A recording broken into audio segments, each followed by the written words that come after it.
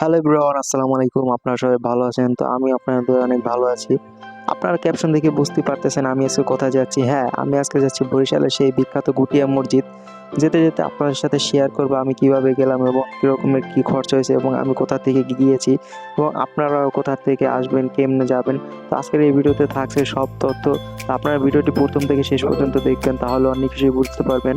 আর হ্যাঁ, আমার চ্যানেল যারা নতুন তারা অবশ্যই আমার চ্যানেলটিকে সাবস্ক্রাইব করে দিবেন। আর আমার ইউটিউব চ্যানেলে সবাই লাইক দিয়ে আসবেন এবং আমার ফেসবুক পেজে থেকে যারা দেখতেছেন তারা অবশ্যই আমার ফেসবুক পেজে একটি ফলো দিয়ে আসবেন।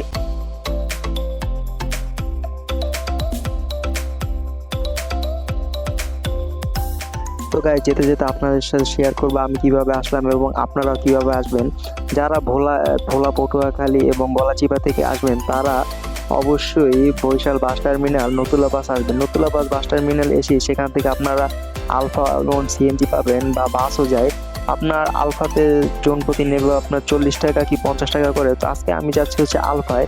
আর যারা ঢাকা থেকে আসতে চান বা ফরিদপুর ভাঙ্গা এদিক থেকে আসতে চান তারা অবশ্যই ওখান থেকে গাড়িতে চড়ে আপনারা এসে গড়িয়ারপাড় নামবেন। গড়িয়ারপাড় নেমে রাস্তার অপোজিট সাইডে আসবেন। অপোজিট সাইডে আসতেই দেখতে পাবেন আপনার সেখান থেকে আপনার মাহিন্দ্রা অটো আলফা এবং বাস যায়।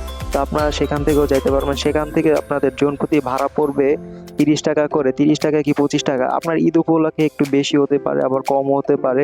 আপনারা যে সময় আসবেন সেই সময় আপনারা দেখে আসবেন এবং সবকিছু ধারণা নিয়েই আসবেন। কেননা চলার পথে তো একটু আপনার টাকা পয়সা একটু কম বেশি লাগে। তো আমি আপনাদের যেটা পার্মানেন্ট ভাড়া আপনাদেরকে সেইটাই বললাম। তো চলুন যেতে যেতে আপনাদেরকে আরো একটি তথ্য দিয়ে রাখি, সেটা হচ্ছে গুটিয়া মসজিদ, বাইতুল আমান জামে মসজিদ, যেটা গুটিয়া মসজিদ নামে পরিচিত। এটার অবস্থান হচ্ছে গুটিয়া মসজিদ উজিরপুর উপজেলায় গুটিয়া চাঙ্গুরিয়া গ্রামে অবস্থিত। বরিশাল বানরপাড়া সড়ক ধরে এগোলেই উজিরপুর উপজেলা। সড়কের পাশেই গুটিয়া চাংচিরা গ্রাম। গ্রামে আছে দক্ষিণাঞ্চলের বৃহত্তর মসজিদ।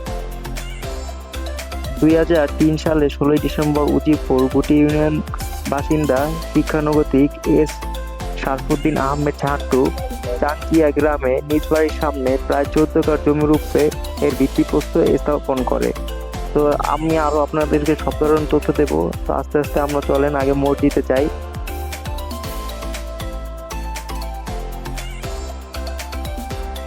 তো গাইস, আমরা চলে আসছি গুটিয়া মসজিদ। তো দেখতেই পারছেন গুটিয়া মসজিদ। তো আস্তে আস্তে আমরা ভিতরে চলে যাই, দেখি আমাদের কি অবস্থা ভিতরে এবং বিভিন্ন ধরনের জিনিস সম্পর্কে আজকে আপনাদের ধারণা দিব। তো আসেন ভিতরে যাই, যে দেখি ভিতরে কি অবস্থা।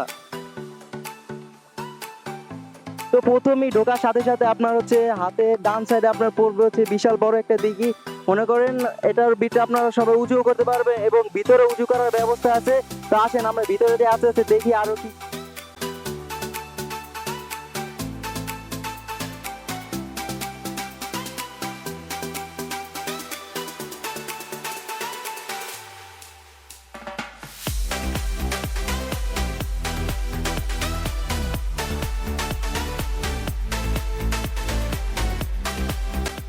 তো গাইস, আমরা চলে এসেছি আপনার হচ্ছে সেই বাইতুল আমান জামের মসজিদ, যেটা হচ্ছে আপনার গুটিয়া মসজিদ নামে বিখ্যাত।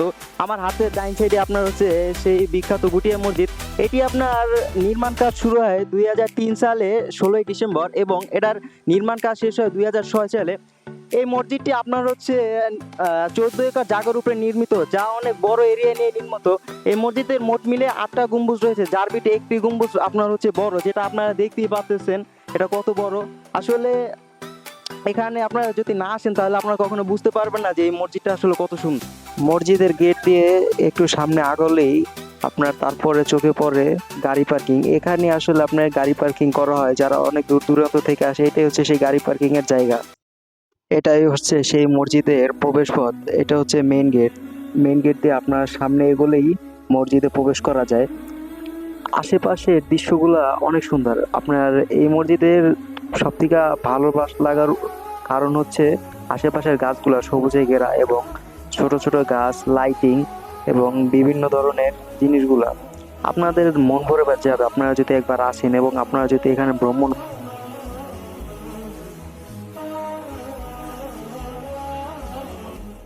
তো এবার চলেন আস্তে আস্তে আমরা মসজিদের ভিতরে ঢুকি, দেখি মসজিদের ভিতরে কি আছে। তো মসজিদে প্রবেশের সাথে সাথে আপনাদেরকে আমি একটা তথ্য দিয়ে রাখি। সেটা হচ্ছে এই মসজিদে আপনার একসাথে প্রায় 20,000 মুসল্লি একসাথে নামাজ পড়তে পারবে এবং এই মসজিদ নির্মাণ কাজের সময় প্রায় 2,10,000 নির্মাণ শ্রমিক এর কাজ করেছে। মসজিদে ঢোকার সাথে সাথেই আমরা মসজিদের আশেপাশের দেওয়ালে এবং চারপাশে অনেক সুন্দর আহ, নকশা দেখতে পেলাম। এই জায়গায় আপনাদের একটা কথা বলে রাখি, সেটা হচ্ছে এই মসজিদের আপনার যে টাইলসগুলো দেখছেন এগুলো আসলে টাইলস না, এটা হচ্ছে আপনার মার্বেল পাথর দিয়ে তৈরি, যা হচ্ছে মসজিদটিকে আরো সুন্দর করে এবং আকর্ষণ করে। আরেকটা কথা হচ্ছে এই মসজিদের আপনার উপরে এবং চারো সাইডে আপনার ছোট ছোট আপনার ঝাড়বাতি দিয়ে সাজানো এবং মসজিদের ভিতরটাও অনেক সুন্দর।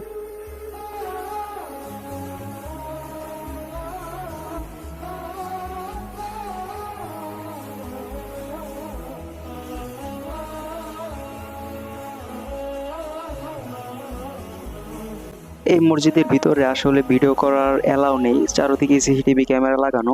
তো আসলে আমরা যে সময় ঢুকছি সেখানে হচ্ছে সেই সময় হচ্ছে জোহরের আজান দিয়েছে, এর জন্য আমরা ভিডিও করার সময় পেয়েছি। তো এভরিওয়ান, এই জায়গায় আপনাদেরকে একটা কথা বলে রাখি, সেটা হচ্ছে এই মসজিদে কিন্তু আপনার শুধু মসজিদ না, সাথে হচ্ছে আপনার এতিমখানা ও লীলা বোর্ডিং আছে এবং আপনারা এই পাশে হচ্ছে মহিলাদের নামাজ পড়ার স্থান আছে। আমার কাছে এই বিষয়টা দুর্দান্ত লেগেছে যে আপনার পুরুষের সাথে সাথে মহিলাদেরও নামাজ পড়ার জায়গা আছে এই মসজিদে। এটা আসলে অনেক মসজিদই আছে আমাদের বাংলাদেশে, এটা না বললে কিছু নয়। এই জায়গায় একটি কথা আপনাদেরকে বলে রাখি, সেটা হচ্ছে এই মসজিদে মোট মিলে হচ্ছে 8টা মিনার রয়েছে, যার মধ্যে হচ্ছে একটি মিনার যেটার নাম হচ্ছে লাগোয়া মিনার, এটার উচ্চতা হচ্ছে 193 ফুট, যেটা আপনারা দেখতেই পেলেন।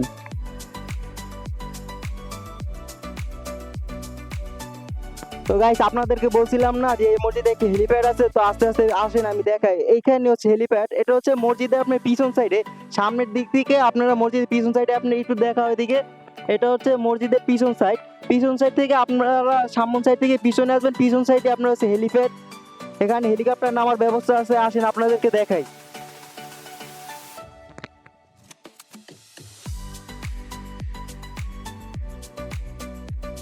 এইটাই হচ্ছে সেই হেলিপ্যাড, এখানে হচ্ছে আপনার হেলিকপ্টার রাখার মতো জায়গা আছে। যারা মনে করেন ঢাকা থেকে গাড়িতে আসবেন তারা গাড়িতেও আসতে পারেন, আবার মনে করেন যারা আপনার হেলিকপ্টারে করে আসতে তারা হেলিকপ্টারে আসতে পারবেন, সমস্যা নেই। আসলে এই মসজিদে সব থেকে বেশি সৌন্দর্যটা হচ্ছে রাত্রেবেলা। রাত্রেবেলা আপনার এখানে যে আশেপাশে যে লাইটগুলো আছে, এই লাইটগুলো আপনার রাত্রেবেলা অনেক সুন্দরভাবে জ্বলে, যেটা হচ্ছে বলার বাইরে। তো আপনাদের কাছে আমি রাত্রের ফুটেজও দেখাবো যে আপনার রাত্রের ফুটেজটা এখানে কিরকমের লাগে। তো আপনারা দেখতেই পাচ্ছেন আসলে আমাদের এই জায়গার মানে একটা কি বলবো, গুটিয়াবাসীদের জন্য এটা একটা ভাগ্যের বিষয় যে এখানে এত বড় একটা মসজিদ হয়েছে। এখানে বিভিন্ন মানুষজন, বিভিন্ন মানুষ আছে, এখানে সবাই পরিচিত। আসলে এই মসজিদটির নাম হয়েছে কিন্তু বাইতুল আমান জামে মসজিদ, কিন্তু যে গুটিয়া নাম অনুযায়ী এই মসজিদটির নাম হয়ে গেছে এখন গুটিয়া মসজিদ। সবাই এখন গুটিয়া মসজিদ নামে এটাকে। আপনার এই গাছটা দেখেন, এই রকমের বিভিন্ন ধরনের গাছ আপনার হচ্ছে সামনেও আছে, পিছন সাইডেও আছে। এই মসজিদটার মেইন সৌন্দর্য হচ্ছে আপনার এই গাছের জন্য, মানে আশেপাশে যে কত সুন্দর গাছগুলো আছে যেটা বলার বাইরে, এবং ঘাস আছে। আসলে এইটার জন্য এই মসজিদের সৌন্দর্যটা। আমরা আসেন আস্তে আস্তে একটু সামনে যাই, দেখি কি অবস্থা। আর সব থেকে ভালো বিষয় হচ্ছে এই মসজিদের আপনার পাশ দিয়া, আশেপাশে পাশ দিয়া ওই যে দেখেন আপনারা, আপনার ফলের গাছ আছে, বিভিন্ন ধরনের আম গাছ আছে, পরে বিভিন্ন ধরনের পেয়ারা গাছ, লিচু গাছ, ফলের গাছ আছে। এবং এই সাইডে আপনার হচ্ছে একটা দিঘির মতো আছে, মানে ছোট আর কি। এখান দিয়ে আপনার চারো সাইড দিয়ে আছে মসজিদ। আর ঢোকার সময় তো আপনাদেরকে দেখাইছি যে মসজিদের ওই সাইড আপনার সামনে হাতের বাম সাইড হচ্ছে গিয়ে আপনার দিঘি আছে, যেখানে উজু করার ব্যবস্থা আছে এবং আপনারা চাইলে ওখানে উজু করতে পারবেন, এবং মসজিদের ভিতরেও ব্যবস্থা আছে। তো আসেন আমরা আস্তে আস্তে ভিতরে যাই, দেখি আরো কি কি অবস্থা। তো আপনার হচ্ছে মসজিদের সাথেই আপনার এই সাইডে একটু দেখাও, এই সাইডে হচ্ছে আপনার মাদ্রাসা, এই মসজিদেরই মাদ্রাসা। এবং এই মাঝখানে যে একটা ঘর দেখতে পাচ্ছেন ওইটা হচ্ছে মহিলাদের নামাজ পড়ার ব্যবস্থা আছে ওই মসজিদে। আমার কাছে সব থেকে ভালো লাগছে এখানে মহিলাদেরও নামাজ পড়ার ব্যবস্থা আছে, এইটাই অনেক কিছু। তো আসেন আস্তে আস্তে আরো সামনের দিকে আগাতে থাকি। আমি জানি না এটা কি গাছ, কিন্তু যে এই গাছটা আপনার অনেক সুন্দরই, মানে এরকমের গাছ দেখেন পুরো সারিতে আছে, আর ওই সাইডে বিভিন্ন ধরনের গাছ, অনেক সুন্দরই লাগতেছে গাছটা।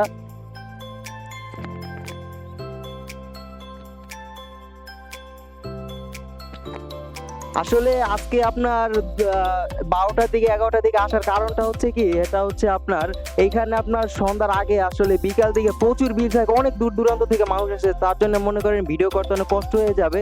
এর জন্য আজকে এই রোদে পড়ে আসা আসলে, কারণ মানুষের ভিড়ে তো আর ক্যামেরা ধরতে পারবো না এবং করতে পারবো না, কারণ সব জায়গায় মানুষ থাকে, আসলে এত মানুষ থাকে যেটা বলার বাইরে। এটা হচ্ছে মসজিদের আপনার হচ্ছে বাম সাইড। এই বাম সাইডে আপনার আশেপাশে নারকেল গাছ এবং বিভিন্ন ধরনের ফলের গাছ রয়েছে, এবং পাশে আপনার ছোট করে আপনার একটা ইয়ের মতো দেওয়া আর কি, পুকুরের মতন চাইরো সাইড দিয়ে মসজিদের। এইটার জন্য সৌন্দর্যটা আরো বেশি আমার কাছে ভালো লাগছে। এটা আপনার মাছ চাষ করা হয় নাকি সেটা আমি ঠিক জানি না, কিন্তু যে এরকমের আসলে পুকুরের মতন দেওয়া চাইরো সাইড দিয়ে মসজিদে, এটা আমার কাছে একেবারে দুর্দান্ত লেগেছে। আপনারা না দেখলে বুঝতেই পারবেন না যে আসলে কতটা সুন্দর এই মসজিদটা। মসজিদ দিয়ে বেরোয় হাতের বাম সাইডে আপনার রয়েছে টয়লেট। আপনার প্রথমে রয়েছে মহিলাদের টয়লেট, তারপর মহিলাদের টয়লেটের পরই রয়েছে হচ্ছে পুরুষদের টয়লেট।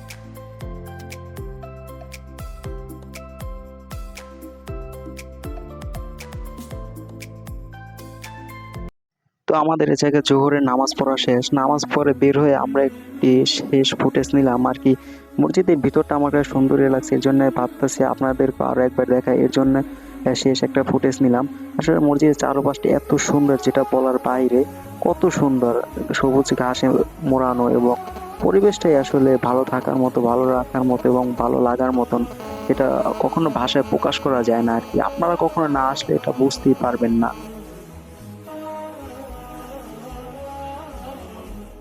তো মসজিদে বেরোনোর পর আপনার হচ্ছে হাতের ডান দিকে, এখানে আপনার যে সময় মসজিদটা উদ্বোধন করা হয় সে সময় এখান থেকে উদ্বোধন করা হয়, সব নির্দেশিকা এখানে দেওয়া রয়েছে, কিন্তু আমি আসলে জুতো পরেছিলাম, চাই উপরে উঠতে পারিনি, আপনাদেরকে দেখা হতেও পারিনি, এর জন্য সরি।